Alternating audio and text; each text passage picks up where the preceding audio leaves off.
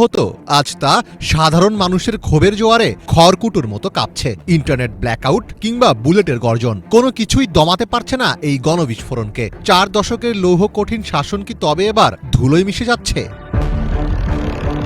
ইরানি মুদ্রার ভয়াবহ অবমূল্যায়নের প্রতিবাদে শুরু হওয়া এই বিক্ষোভ টানা 12 দিন ধরে চলছে, যা দেশটির 31টি প্রদেশের শতাধিক শহর ও জনপদে ছড়িয়ে পড়েছে।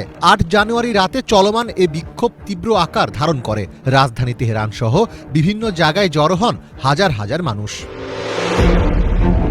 বিক্ষোভকারীরা পুলিশের মোটরসাইকেল, রাষ্ট্রীয় টিভি সংশ্লিষ্ট ভবন, গভর্নর অফিস ও সুপ্রিম লিডার আয়াতুল্লাহ আলী খামিনির ছবিতে আগুন ধরিয়ে দেন। এ সময় তারা সরকারের বিরুদ্ধে বিভিন্ন স্লোগান দেন। 9 জানুয়ারি এক প্রতিবেদনে এসব তথ্য জানিয়েছে ব্রিটিশ সংবাদ মাধ্যম বিবিসি।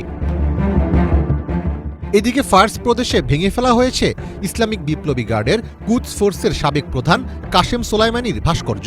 সামাজিক যোগাযোগ মাধ্যমে প্রকাশিত ভিডিওতে বিক্ষোভকারীদের সোলাইমানির ভাস্কর্য ভেঙে ফেলতে দেখা যায়। এছাড়াও দেশের বিভিন্ন জায়গায় রাষ্ট্রীয় স্থাপনায় আগুন ধরিয়ে দিয়েছে বিক্ষোভকারীরা। বৃহস্পতিবার রাতের পর দেশজুড়ে ইন্টারনেট সংযোগ বিচ্ছিন্ন হয়ে যায় বলে জানিয়েছে ইন্টারনেট পর্যবেক্ষণ সংস্থা নেটব্লকস। অনেক জায়গায় মোবাইল ফোনের নেটওয়ার্কও পাওয়া যাচ্ছে না। গত 12 দিনের এ বিক্ষোভে এখন পর্যন্ত অন্তত 42 জনের মৃত্যু হয়েছে। গ্রেফতার হয়েছেন 2000-এরও বেশি বিক্ষোভকারী। এসবের মধ্যেই মার্কিন প্রেসিডেন্ট ডোনাল্ড ট্রাম্প হুমকি দিয়েছেন, ইরান সরকার যদি বিক্ষোভকারীদের হত্যা করে তাহলে যুক্তরাষ্ট্র সরাসরি হস্তক্ষেপ এবং শক্তিশালী হামলা চালাবে। চলমান পরিস্থিতি বিবেচনায় যুক্তরাষ্ট্রের সাথে আলোচনায় বসার ব্যাপারে আগ্রহ প্রকাশ করেছে ইরান। লেবাননের হারিরি বিমানবন্দরে সাংবাদিকদের প্রশ্নের জবাবে ইরানের পররাষ্ট্রমন্ত্রী আব্বাস আরাকচি বলেন, তেহরান পারস্পরিক শ্রদ্ধা ও স্বার্থের ভিত্তিতে ওয়াশিংটনের সাথে আলোচনা করতে প্রস্তুত। আমরা যে কোনো পরিস্থিতির জন্য প্রস্তুত। আমরা যুদ্ধ চাই না, তবে যুদ্ধের জন্য আমাদের প্রস্তুতি রয়েছে। একই সাথে আমরা যুক্তরাষ্ট্রের সাথেও আলোচনার জন্য প্রস্তুত, তবে সে আলোচনা হতে হবে পারস্পরিক স্বার্থ এবং শ্রদ্ধার ভিত্তিতে। ব্রিটিশ দৈনিক দ্য টাইমসের এক প্রতিবেদনে সম্প্রতি দাবি করা হয়েছে, বিক্ষোভ নিয়ন্ত্রণের বাইরে চলে গেলে ইরানের সর্বোচ্চ নেতা আয়াতুল্লাহ আলী খামিনি অল্প সংখ্যক সহযোগী ও পরিবারের সদস্যদের নিয়ে মস্কোতে চলে যাওয়ার একটি প্ল্যান বি প্রস্তুত রেখেছেন। প্রতিবেদনে বলা হয়, এই তথ্য একটি গোয়েন্দা প্রতিবেদনের ভিত্তিতে প্রকাশ করা হয়েছে। সেখানে উল্লেখ করা হয়, খামিনির ঘনিষ্ঠ মহল, তার ছেলে ও সম্ভাব্য উত্তরাধিকারী মোস্তফা খামিনি সহ কয়েকজনকে নিয়ে দেশ ছাড়ার প্রস্তুতি নেওয়া হচ্ছে এবং সেজন্য নগদ অর্থ ও সম্পদ জড়ো করা হচ্ছে।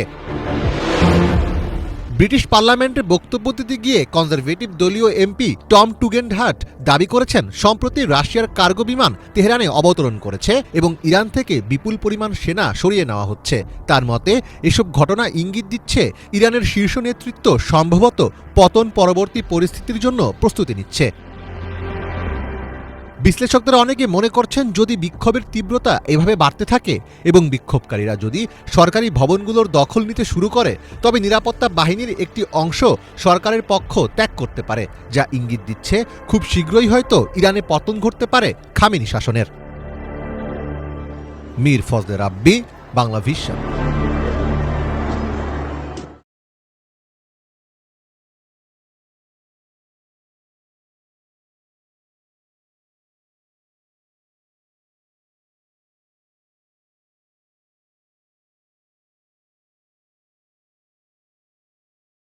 নাফলিয়া.com-এ চুয়াডাঙ্গার এই বিখ্যাত খেজুরের গুড়ে কেউ যদি